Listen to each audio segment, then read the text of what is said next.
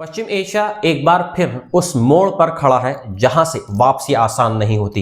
एक तरफ सड़कों पर गुस्सा है, भूख है, बेरोजगारी है और दूसरी तरफ बंदूकें हैं, इंटरनेट ब्लैकआउट है और गिरफ्तारियों का डर है। लेकिन इन सब के बीच अब एक और खतरा उभर कर सामने आया है, युद्ध का खतरा। सवाल सिर्फ ये नहीं कि ईरान के अंदर क्या हो रहा है, सवाल ये भी है कि अगर ये आग देश की सीमाओं से बाहर निकली तो उसका अंजाम क्या होगा। क्या ईरान, अमेरिका और इजराइल सीधे टकराव की तरफ बढ़ रहे हैं? क्या सड़कों पर उठी आवाजें अब मिसाइलों की आवाज में बदल सकती हैं? इसी सस्पेंस के बीच रविवार को ईरान की संसद से ऐसा बयान आया जिसने पूरी दुनिया को चौंका दिया।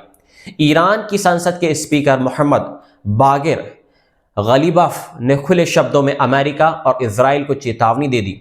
संसद सत्र के दौरान उन्होंने कहा कि अगर वॉशिंगटन ने तेहरान पर सैन्य हमला किया तो इजराइल और अमेरिका के सैन्य ठिकाने और शिपिंग सेंटर्स ईरान के लिए वैध लक्ष्य होंगे, यानी सटीक लक्ष्य होंगे। यह सिर्फ एक बयान नहीं था बल्कि एक रणनीतिक संकेत था कि ईरान अब सिर्फ प्रतिक्रिया की नीति पर नहीं चल रहा। गलीबाफ ने सीधे अमेरिकी राष्ट्रपति डोनाल्ड ट्रंप को संबोधित करते हुए कहा कि आत्मरक्षा के नाम पर ईरान ये जरूरी नहीं मानता कि हमला होने के बाद ही जवाब दिया जाए। उनका कहना था कि अगर हमला तय है तो जवाब भी पहले दिया जा सकता है।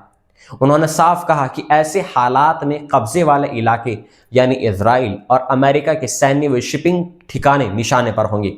गलीबाफ ने यही नहीं कहा, उन्होंने दावा किया कि इस समय ईरान, अमेरिका और इजराइल के साथ 4 अलग अलग मोर्चों पर एक साथ टकराव की स्थिति में है। उन्होंने इन मोर्चों को नाम दिया आर्थिक युद्ध, संज्ञात्मक या नैरेटिव वॉर, सैन्य टकराव और आतंकवादी युद्ध। उनका कहना था कि ये चारों मोर्चे एक साथ सक्रिय हैं और ईरान इन्हें अलग अलग नहीं बल्कि एक ही लड़ाई का हिस्सा मानता है।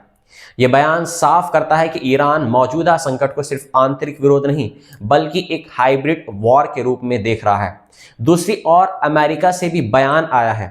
राष्ट्रपति डोनाल्ड ट्रंप ने शनिवार को कहा कि ईरान के लोग आज़ादी की ओर देख रहे हैं।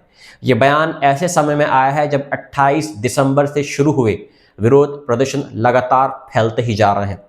ट्रंप ने यह भी कहा कि वॉशिंगटन ईरानी जनता को समर्थन देने के लिए तैयार है। ईरान के सत्ता गलियारों में इस बयान को केवल समर्थन नहीं बल्कि सीधे हस्तक्षेप का संकेत माना जा रहा है। अब जरा ईरान के अंदर की इस तस्वीर हम समझते हैं। ईरान में सरकार विरोधी प्रदर्शनों का